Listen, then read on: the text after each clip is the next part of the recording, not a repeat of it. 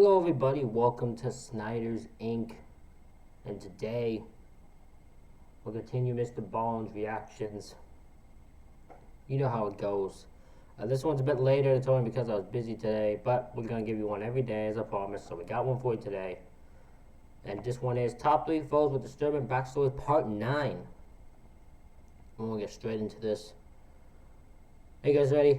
Of course you're ready. Let's go. 3 progressively more disturbing stories, and at the end of each of them, I'm going to share with you the picture or video that is famously associated with them. But before I get into today's stories, if you're a fan of the strange, dark, and mysterious, So I'm guessing there's a video attached to one? delivered in story format, then you've come to the right channel, because that's all I do, and I upload 3, 4, even 5 times every week. So if that's of interest to you, please offer the like button a flimsy plastic outdoor chair, and then once they sit down, kick one of the legs out from under them. Also, please subscribe That's messed up. to this channel and turn on all notifications so you don't miss any of my weekly uploads. Alright, let's get into today's stories.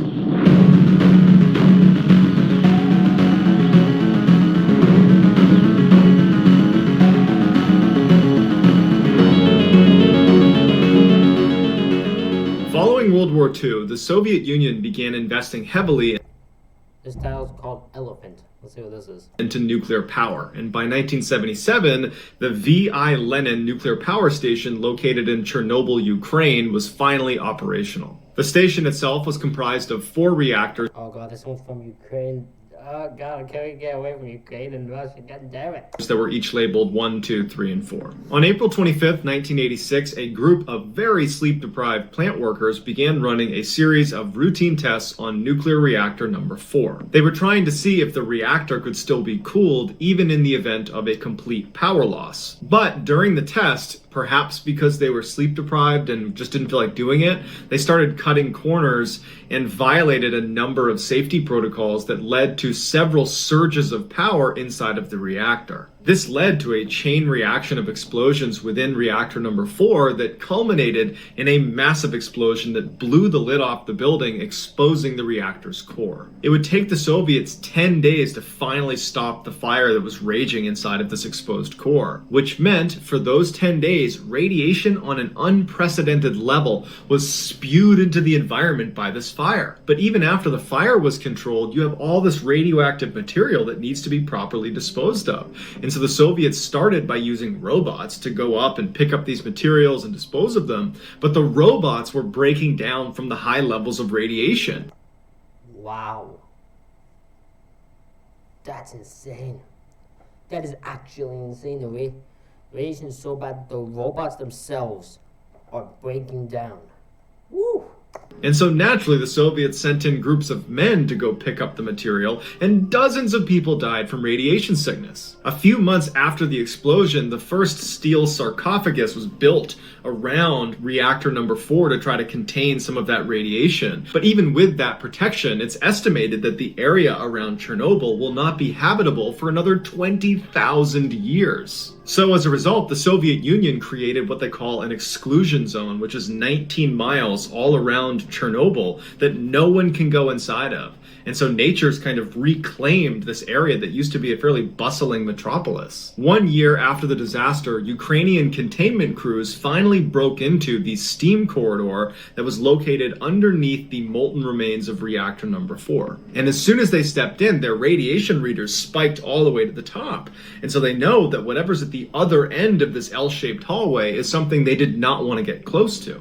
And so they put a camera on a chair with wheels, and they pushed it down the hall to where it finally broke that corner and had a clear line of sight to the other end. And using a timer on the camera, they were able to take a picture of one of the single most dangerous things in the entire world. It became known as the elephant's foot. It was a molten pile of nuclear fuel and melted metal and sand and concrete that had all kind of converged and seeped through a pipe meant for steam and found its way into the basement. It was and still is emitting the equivalent level of radiation of 4.5 million chest x-rays every hour. Today, if you were to stand in front of the elephant's foot without proper equipment for 30 seconds, your cells would start to hemorrhage and you would become viciously ill, and you could even die. At 2 minutes of exposure, you're definitely going to die. But not right away. You have 48 hours and there's nothing you can do to stop it. You are 100% going to die.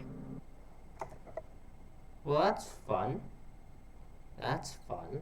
Vaseline's expertise on healing dry skin starts with moisturizing glycerin and replenishing pro lipids. I bet you all the Russian people that take over Ukraine will definitely go inside there, because also fucking stupid. Embrace. On October 31st, 2013, 4 mechanics were performing routine maintenance on a wind turbine in the Netherlands. In the early afternoon, all 4 of them are standing on top of the turbine itself, 2 on one end and 2 on the other, and a small fire breaks out inside of the housing of the turbine, right near where you would go back into the housing. Now, it's unclear what caused the fire, but it's speculated that it was caused by a short circuit. The 2 engineers on this side of the turbine were able to jump over the fire, land in the stairwell, and run their way down to safety. The other 2 on this side had a bad angle and could not make the jump, and so they had to wait until rescue workers showed up to put the fire out. But wind turbines... That's the tough part, is because the way the wind turbines are in that, are usually... the odds of getting out of that are probably slim to none. In areas that are very far away from society, because they're huge and they're kind of eyesores. And so the response time was not good. The fire department did not show up very quickly, and by the time they got to the wind turbine, that little fire had gotten much, much bigger and had creeped up onto the platform that they are on. And then when the fire department actually started performing their job, the fire had spread well down the stairwell, and so it was very difficult and took a very long time to make their way up using the stairs. And the crane on the truck itself did not extend high enough to reach them either. The 2 trapped mechanics are watching this in real time. They're looking down and they can see the fire department is not going to be able to reach us in time, because the fire is now spreading and getting bigger and bigger, and they're being pushed to the very edge of this wind turbine with an 80-meter... Oh man, they gotta be knowing in their mind they're gonna die. They're like, gotta have zero faith, because like, either they're getting trapped by this fire, or they are getting pretty much having to jump off down to their death. Like, you don't have a choice in this. They probably don't think they have a choice in this matter. Man, I would hate to be in that situation. Oh, hell's gonna break. If I was somehow surviving anyway, I probably won't. If it's 80 meters, 262 feet, oh no, I'm gonna die. But if I somehow survive that, all 5 departments are gonna die by our hands. Fall to the ground. As the fire inched closer and closer and closer to them, the men must have realized that they have to make a decision here.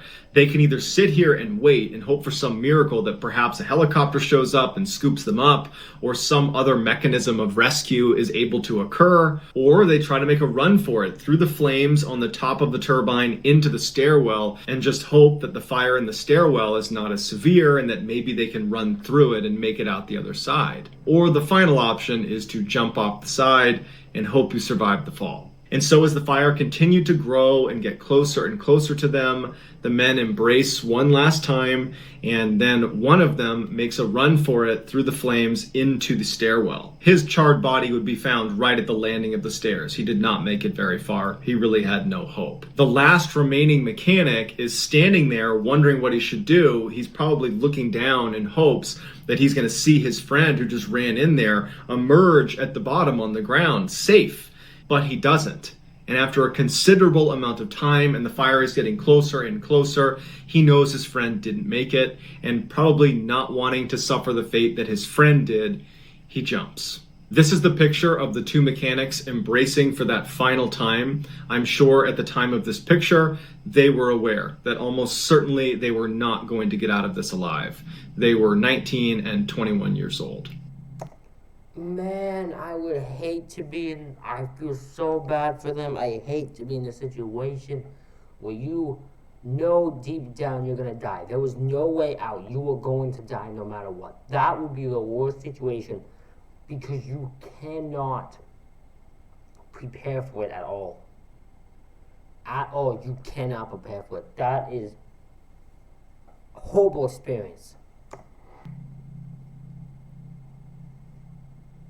In 2013, Philip Chisholm was a 14-year-old high school student going to school in Danvers, Massachusetts. He lived at home with his single mother. Classmates described Chisholm as being quiet, a bit of a loner. He was a great student, and he was the leading scorer of his soccer team. On October 22nd, 2013, Chisholm missed soccer practice in the afternoon and then missed a team dinner that night, at which point his teammates tried calling and texting him. He didn't get back to them, so they got in touch with his mother. She tried reaching out to him to no avail, and so she contacted the police and said, "My son is missing." On the same night that Chisholm is reported missing, one of his teachers, 24-year-old Colleen Ritzer, doesn't come home from work. Her family and her friends try reaching out to her, texting her, calling her. No. I know this one. Oh, I hate this guy. Because it's so insane. I'll let it play though, unless I need to pause it. No response, so they too go to the police and they report her missing as well. The police were already looking for Chisholm, so when they hear one of his teachers is also missing, they assume they must be linked, and so they go to the high school, even though it's well after hours, to see if maybe there's some clues there. They search the high school, and Chisholm is not there, and neither is Miss Ritzer, but when they're looking in the girls' restroom that was right next to Miss Ritzer's classroom, they find a small splash of blood. Even though at the time they had no way of knowing if this blood was connected to Chisholm or Miss Ritzer, they decided they would pull all the security footage for the past 24 hours that was looking in the direction of this bathroom. And they make a startling discovery starting at the 2:54 p.m. mark on October 22nd, the day they went missing. This is Miss Ritzer walking down the hall towards the bathroom that had blood in it. This is Chisholm following Miss Ritzer into the hall. He's looking hesitant. He doesn't really know what he's going to do. He's thinking about following her, and at some point he says, "You know what? I am going to do this." He goes back into the classroom, re-emerges with his hood on, and walks down the hall towards the bathroom where Miss Ritzer is. This is Chisholm entering the girls' bathroom with surgical gloves on. 11 minutes later, Chisholm... Why though? Because I know what happens here, and all I'm trying to figure out is why. Because I don't think you ever gave a reason. Why do this out of nowhere? It makes no sense. Would leave the bathroom. Miss Ritzer would still be inside. Chisholm would leave school property, he would run outside, he would get a big recycling bin, and then he would wheel that back into the school, and then he would go back into the bathroom with the recycling bin. At 3:21 p.m., 26 minutes after... Were them two the only ones in the school now that I think about it? Like, just having no one saw this at all? No one went to that bathroom? No one saw anything at all that entire time? What? After Chisholm had first entered the girls' bathroom after Miss Ritzer, he re-emerges now wearing a full face mask. He doesn't have a sweatshirt on anymore, and he's pulling along this recycling bin that looks noticeably heavier than when he brought it in. And that's because Miss Ritzer's body is now stuffed inside of it. Police were able to locate Miss Ritzer's body using the surveillance cameras on the outside of the school. They just watched what he did with the recycling bin, and he didn't bring it very far away from the school. Police were able to quickly track Chisholm down and arrest him because as soon as he was done attacking Miss Ritzer, he used her credit card to go to a movie theater in town and watched a movie. So he's on security cameras watching the movie, and the police were tracking her credit cards because they noticed they were stolen, and they saw that he had swiped the card at this movie theater. So he gets arrested and he's given a life sentence. Here's the footage of Chisholm leaving the girls' bathroom with Miss Ritzer's body inside of that recycling bin. His motives remain unclear, but he claims she used what he called a trigger word that really upset him. So that's going to do it, guys. I hope you enjoyed today's... Guarantee you the trigger word she used was no. I guarantee you it. I would put money on it if I could, but I have no way of getting an answer, so I couldn't. But I'd put money on it. I guarantee you, she said no to him when he tried to hit on her, and that was the trigger word. She said no to him, so he killed her for it. Guarantee you the trigger word was no. But everybody, that is it for this reaction video. I hope you all enjoyed it. Hit the like button, hit the subscribe button, comment what you think down below. Thank you all for watching, and I'll see you for the next one.